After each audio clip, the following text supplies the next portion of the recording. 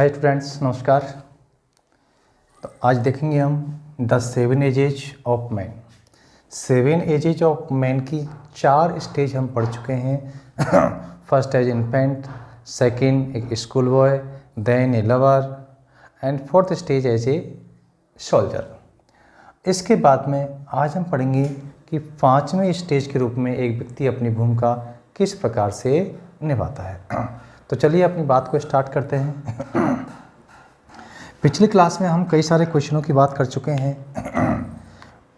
6 question हमने पढ़ लिए थे। अब इस स्टेंजा से और क्या क्या प्रश्न बन सकते हैं उन सब की अब हम बात करेंगे यहाँ पर। तो स्टार्ट करते हैं। After completing the 4th role as a school boy, one plays his 5th role as a justice. अपनी 5वीं भूमिका के रूप में व्यक्ति एक जस्टिस के रूप में अपना 5वां रोल निभाता है। देन ए जस्टिस, और जस्टिस का मतलब होता है न्यायाधीश। 5वीं भूमिका एक न्यायाधीश के रूप में निभाता है। अब ये कि न्यायाधीश कौन सा, यानी यहाँ पर कवि कहना चाहता है कि जब व्यक्ति अपनी 5वीं स्टेज पर आता है तो he plays his 5th role as a justice. और justice means the chief of his family, अपने परिवार का मुखिया बन जाता है। He becomes the responsible person of his family, परिवार का जिम्मेदार व्यक्ति बन जाता है, मुखिया बन जाता है। मतलब घर को चलाने वाला हो जाता है। एक न्यायाधीश के रूप में घर में न्याय करने वाला होता है। और मैं ये कह सकता हूँ जस्टिस से मतलब हमारा है the chief of the family, परिवार का एक मुखिया के रूप में हो जाता है। तो 5वीं भूमिका एक जस्टिस के रूप में निभाता है। अब यहाँ पर क्या कहा है, इन फेयर राउंड वैली। वैली का मतलब होता है स्टमक, तौंद, पेट। फेयर, राउंड का मतलब गोल, फेयर का मतलब होता है गोरा, जिसका पेट लटक जाता है, मोटी तौंद हो जाती है, गोरा बदन होता है और उसका तौंद लटक जाती है। गुड कैपन लाइंट। कैपन का मतलब होता है देखो, कैपन शब्द का जो अर्थ होता है ये मुर्गी के चूजों के लिए आता है। कैपन का जो अर्थ होता है वो होता है कायर, ठीक है। तो गुड कैपन लाइंड, और लाइंड का मतलब होता है भरा हुआ, अर्थात उसका जो ये मोटा पेट हो गया है, इस पेट में मुर्गी के बच्चे जो हैं वो भरे हुए हैं। अब देखिए यहाँ पर प्रतीक किस बात का है, यहाँ पर यदि बात करें इसके फेयर राउंड वैली, उसका जो मोटा पेट है वो उसका प्रतीक है कि वो एक संपन्न व्यक्ति, ही इज प्रॉस्पेरस, संपन्न है, अच्छा, ही इज वेल फेड, अच्छा खाया पिया हुआ है। लेकिन उसकी ये जो संपत्ति है, जो उसकी संपन्नता है, ये किससे है, गुड कैपन लाइंट, उसका पेट मोटा किससे हुआ है, यानी उसने मुर्गी के बच्चों को खाया है। अर्थात हम दूसरी इसका जो भाव कह सकते हैं, तो कवि कहता है कि एक जस्टिस जो होता है वो गरीबों का शोषण करके, कैपन जो शब्द है यहाँ पर हम कहें तो गरीबों का प्रतीक है, कमजोर वर्ग का प्रतीक है, शोषित वर्ग का प्रतीक है। उन गरीबों का शोषण करके उसने ये संपन्नता प्राप्त की है। उसका जो मोटा पेट हुआ है वो उसकी जो संपत्ति है, यहाँ पर उसका फेयर राउंड बेली जो है ये उसकी संपन्नता का प्रतीक है। मतलब he is well fade and prosperous, संपन्न होता है, अच्छा खाया पिया होता है। और वो किससे है, क्योंकि उसने मुर्गी के बच्चों को खाया है। अर्थात उसका पेट मोटा क्यों है, क्योंकि उसने गरीब लोगों का, मतलब मुर्गी के बच्चों से मतलब है गरीब लोगों का शोषण किया है। विथ आइज सीवर, सीवर का मतलब होता है स्टर्न, सीवर का मतलब कठोर, जिसकी आंखें बहुत कठोर हो जाती हैं। जिस व्यक्ति ने इतने लोगों का शोषण किया है, इतने मुर्गी के बच्चों को खाया है, मतलब हम कह सकते हैं उसकी आंखें तो डेफिनेटली कैसी होंगी, क्यूट नहीं होंगी, कैसी होंगी, सीवर, बहुत ही कठोर आंखें उसकी हो जाती हैं। एंड वियर्ड, और उसकी दाढ़ी में एक फॉर्मल सा कट होता है, मतलब ही इज अट्रैक्टिव, बड़ा सुंदर लगता है, देखने में अच्छा होता है। फुल ऑफ वाइस सॉच, और वाइस सॉच कहते हैं कहावत है वो, जो चूंकि he has a long experience of life, जीवन का एक लंबा अनुभव हो जाता है उसको। अब तक 4 स्टेज वो प्ले कर चुका है, 5वीं स्टेज वो रोल वो अदा कर रहा है। तो इस समय तक जो वो है वो बहुत सारी वाइस सॉच, कहावतों से भरा हुआ होता है। अब मैं ये कह सकता हूँ वो एक लॉन्ग एक्सपीरियंस सकता है, जीवन का उसे एक लंबा अनुभव हो जाता है। और मॉडर्न इंस्टेंस कहते हैं एग्जाम्पल, उसके पास अपनी बात को, अपना तर्क सिद्ध करने के लिए, अपनी बात को सिद्ध करने के लिए he has many examples, he can give many modern examples, वह बहुत सारे आधुनिक उदाहरण दे सकता है। यानी आधुनिक उदाहरणों से भरा हुआ होता है, उसका मस्तिष्क कहावतों से भरा हुआ होता है। और हम ये कहें कि कहावतों से भरा हुआ होने का मतलब है कि जीवन का उसे एक लंबा अनुभव हो जाता है, जीवन जीने का एक अनुभव उसको आ जाता है। And so he plays his role his part, और इस प्रकार से वह अपना भूमिका, इस प्रकार से ही प्लेज वह निभाता है हिज पार्ट अपनी भूमिका, और इस प्रकार से वह अपनी भूमिका निभाता है। तो अब यहाँ से सीधा सीधा एक प्रश्न ये आएगा कि हाउ डज वन प्ले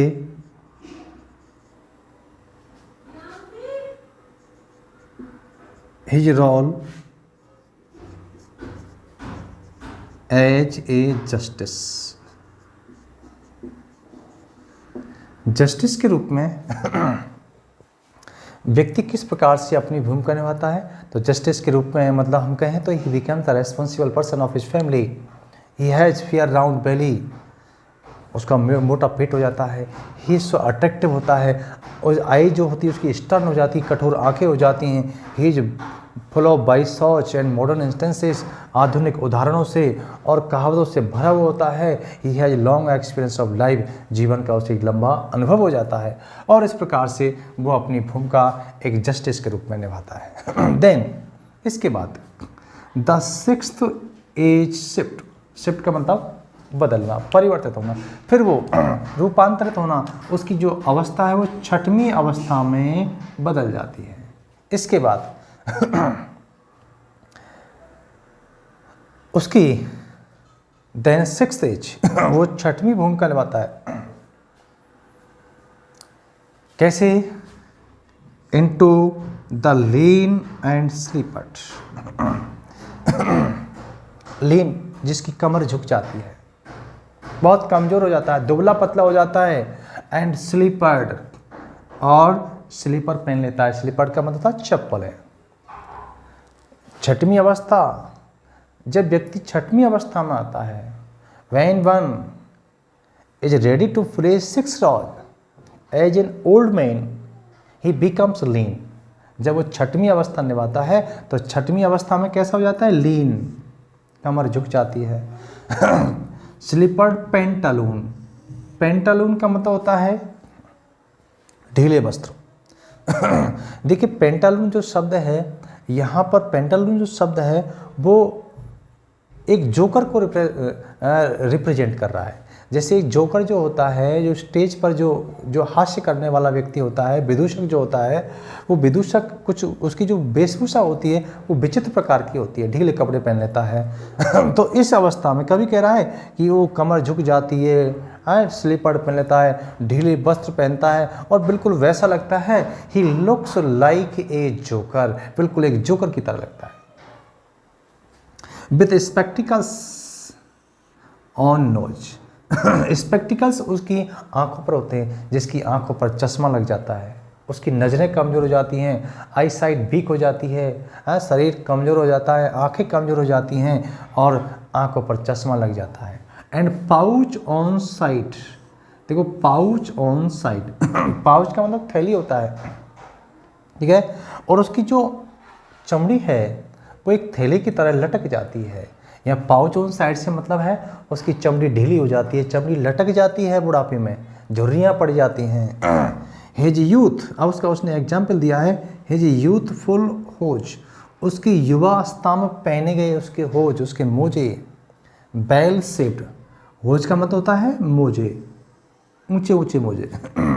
तो उसकी युवावस्था में के होज, अर्थात उसके जो होज, वो मोजे जिनको वो युवा अवस्था में पहनता था, जब वो यंग था उस समय पहनता था, जिनको उसने सुरक्षित रखा था, ए वर्ल्ड टू वाइड, वो बहुत ही विस्तृत हो जाते हैं, वर्ल्ड टू वाइड बहुत चौड़े हो जाते हैं। अर्थात उसके युवावस्था में जो मोजे वो पहना करता था, वही मोजे आज उसके लिए बहुत ही ढीले हो जाते हैं, बहुत चौड़े हो जाते हैं। क्यों? क्योंकि उसके पैर सिकुड़ जाते हैं। मोजे नहीं चौड़े हुए, अभी तो उसके पैर सिकुड़ जाते हैं। इसलिए कवि कहता है कि उसकी युवावस्था के जो मोजे हैं, जिनको उसने बहुत बेल से रखा था, वही मोजे उसके लिए बहुत चौड़े हो जाते हैं, संसार की भांति विस्तृत फैल जाते हैं। फॉर हिज श्रंक सैंक, श्रंक का मतलब होता है सिकुड़ी हुई और सैंक का मतलब होता है एड़ियाँ या पैरों के लिए आता है। ठीक है। और यहाँ श्रंक सैंक की जब हम बात कर रहे हैं तो इस श्रंक सैंक के अंदर एक टर्म दिख रही है आपको, श्रंक सैंक। एलिट्रेशन है, सह की आवृत्ति हो रही है। एलिट्रेशन का मतलब होता है अनुप्रास, तो यहाँ पर एलिट्रेशन का आवाज है। ठीक है। श्रंक सैंक में एलिट्रेशन है। And his big manly voice, तो देखो यहाँ पर कौन सी टर्म आई है, यहाँ पर जो टर्म आ रही है उसका नाम है एलिट्रेशन, और एलिट्रेशन को हम हिंदी में कहते हैं अनुप्रास। ठीक है। तो यहाँ पर अनुप्रास है, एलिट्रेशन है।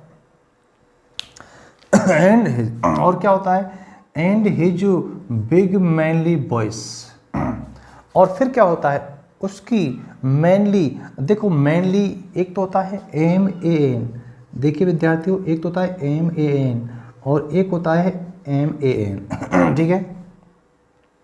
इस मैन का मतलब होता है मुख्य रूप से, ठीक है, मुख्य, और इसके मैन इनका मतलब होता है व्यक्ति। तो यहाँ पर इस मैन से बना हुआ ये एडवर्ब है। मैनली वॉइस एडजेक्टिव है, मैनली वॉइस उसकी मर्दानगी भरी आवाज़। ठीक है। हिज बिग उसकी बड़ी भारी मर्दानगी भरी आवाज़, मैं कह सकता हूँ हिज हैवी वॉइस उसकी जो मोटी आवाज़ होती है, उसकी मर्दानगी भरी जो आवाज़ होती है वो टर्निंग अगेन, पुनः बदल जाती है। उसकी मर्दानगी भरी आवाज़ बदल जाती है किस में, टुवार्ड्स चाइल्डिश ट्रेबल पाइप्स, एक बच्चे की जैसी तीखी, पाइप्स कहते हैं बांसुरी को, ट्रेबल का होता है तीखी। तो उसकी जो मोटी जो आवाज़ है, उसकी जो भारी आवाज़ होती है, मर्दान की भरी आवाज़ होती है, वो आवाज़ ट्रेबल पाइप में तीखी एक बांसुरी की जैसी आवाज़ में बदल जाती है। एंड विसिल्स इन हिज साउंड, और उसकी साउंड से, उसकी आवाज़ में सीटी की ध्वनि आने लग जाती है। और इस प्रकार से व्यक्ति अपनी भूमिका, छठवीं भूमिका निभाता है। अब देखिए यहाँ से क्वेश्चन क्या क्या बनेगा। देखिए, what happens to one's voice in sixth age, छठवीं अवस्था में व्यक्ति की आवाज़ को क्या हो जाता है। तो उसने कहा कि छठवीं अवस्था जैसी आती है, उसकी जो आवाज़ है, उसकी जो भारी आवाज़ होती है, वो एक बच्चे की जैसी आवाज़ में बदल जाती है, बांसुरी की जैसी आवाज़ में बदल जाती है, और उसकी आवाज़ में से सीटी की ध्वनि आने लग जाती है। ठीक है। अब यहाँ पर अभी हमने बात की थी कि यहाँ पर जो शब्द आ रहा है पेंटालून, ठीक है, व्हाट डज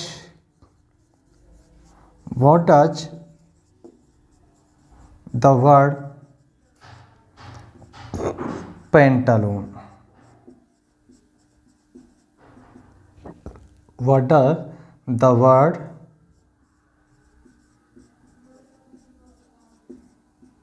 pantaloon signify, ये पेंटालून शब्द क्या सिग्निफाई करता है, किसको दिखा रहा है। तो मैंने कहा पेंटालून जो होता है वो एक जोकर के लिए आता है।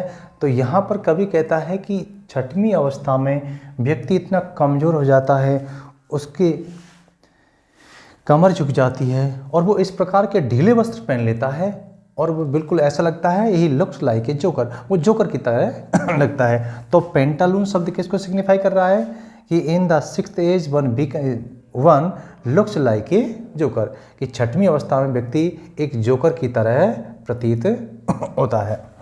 चौथा क्वेश्चन यहाँ से और बन सकता है कि how does one play as a sixth role, व्यक्ति अपनी छठवीं भूमिका किस प्रकार से निभाता है। तो ये ओवरऑल क्वेश्चन हो गया कि छठवीं भूमिका उसने कैसे निभाई, कि छठवीं अवस्था में आकर के कमर झुक जाती है, खाल लटक जाती है, आंखों पर चश्मा चढ़ जाता है और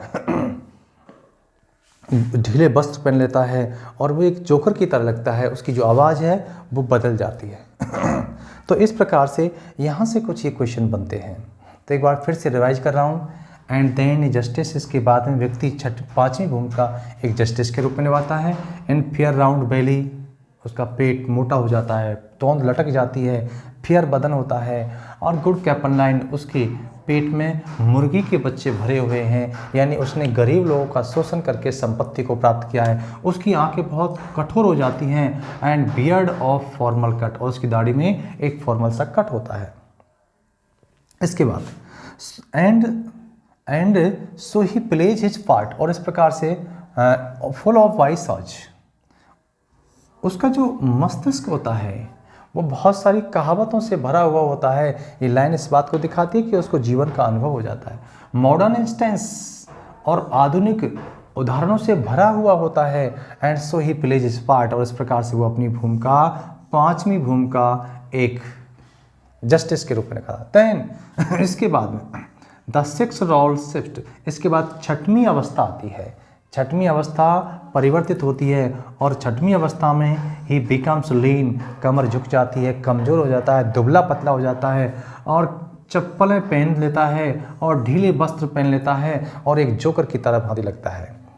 विथ स्पेक्टिकल्स और नोज, जिसकी नाकों पर चश्मा चढ़ जाता है। एंड पाउच ऑन साइड, और बगल में उसकी खाल लटक जाती है, उसकी चमड़ी लटक जाती है। और उसके युवा अवस्था के जो मोजे थे, जिनको उसने बहुत सुरक्षित रखा था, वो उसके वही मोजे बहुत चौड़े हो जाते हैं। किसके लिए? तो फॉर हिज श्रंक शैंक, उसकी सिकुड़ी हुई एड़ियों के लिए। श्रंक का मतलब सिकुड़ी हुई, और श्रंक का मतलब है पैर या एड़ियों। उसके पैरों के लिए, सिकुड़े हुए पैरों के लिए वे बहुत ही चौड़े हो जाते हैं। और फिर यहाँ पर श्रंक शैंक के अंदर मैंने बताया, यहाँ पर एलिट्रेशन है, अनुप्रास अलंकार है। And his big manly voice, और उसकी भारी मर्दानगी भरी आवाज़। टर्निंग अगेन, पुनः बदल जाती है टुवार्ड्स चाइल्डिश ट्रेवल 5, उसकी मर्दानगी भरी आवाज़ उसकी तीखी सुरीली बच्चे की जैसी आवाज़ में बदल जाती है और उसकी आवाज़ में से सीटी की ध्वनि आने लग जाती है। और इस प्रकार से व्यक्ति अपनी छठवीं भूमिका निभाता है। ठीक है, अब इसके बाद में एक लास्ट स्टेज और बची है, हम उसकी भी बात करेंगे।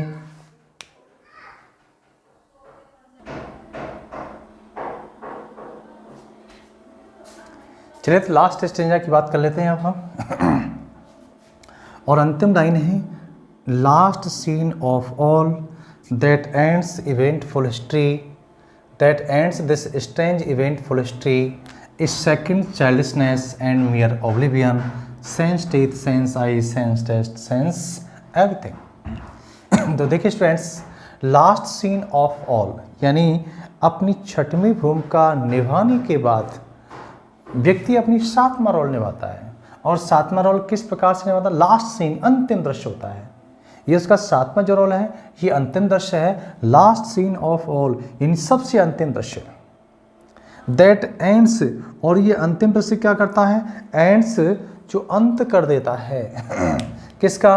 दिस स्ट्रेंज इवेंटफुल हिस्ट्री, इस अजीब घटनाओं से परिपूर्ण इतिहास का अंत कर देता है। अर्थात जब सातवीं भूमिका निभाता है तो व्यक्ति का जीवन जो घटनाओं से परिपूर्ण जीवन है, जो घटनाओं से परिपूर्ण उसके जीवन का जो इतिहास है, उसका अंत हो जाता है। और अंत कैसे हो जाता है? सेकेंड चाइल्डिशनेस, बहुत इंपॉर्टेंट चीज, सेकेंड चाइल्डिशनेस, और ये उसका दूसरा बचपन आ जाता है। अब दूसरा बचपन कैसे हो जाता है? कौन सी age? Which stage is called the second childishness, दूसरा बचपन किस स्टेज को कहा जाता है एंड वाई? अब देखो यहाँ से प्रश्न ये होगा यहाँ से क्वेश्चन बनेगा कि which stage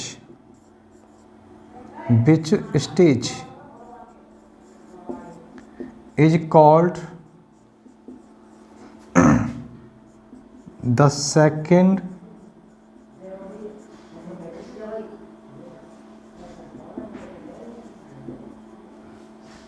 childishness and why किसे कहा जाता है और क्यों कहा जाता है? समझिएगा कि दूसरा जो सेकंड चाइल्डिशनेस है उसे कौन सी स्टेज को दूसरा बचपन कहा जाता है और क्यों कहा जाता है? तो विद्यार्थियों, जो सेवेंथ स्टेज है, सातवीं अवस्था है, सातवीं अवस्था को सेकंड चाइल्डिशनेस कहा जाता है, क्योंकि जैसे जब व्यक्ति सातवीं अवस्था निभाता है, सातवां रोल अदा करता है, तो वह कमज़ोर हो जाता है, इतना सेनाइल हो जाता है, वह डिपेंडेंट हो जाता है।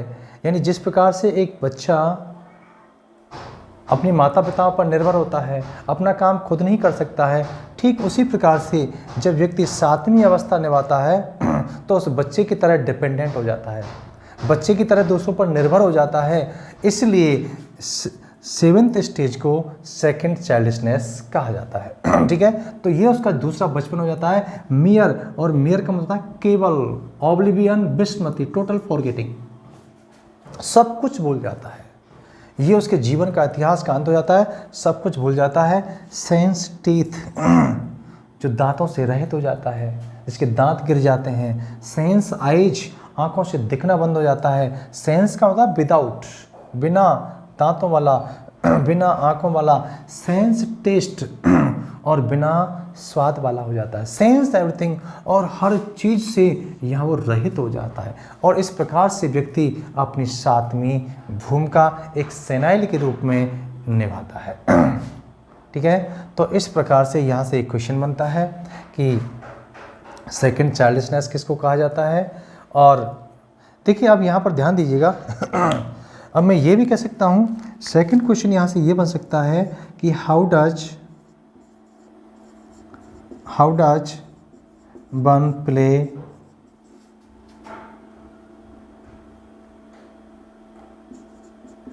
एज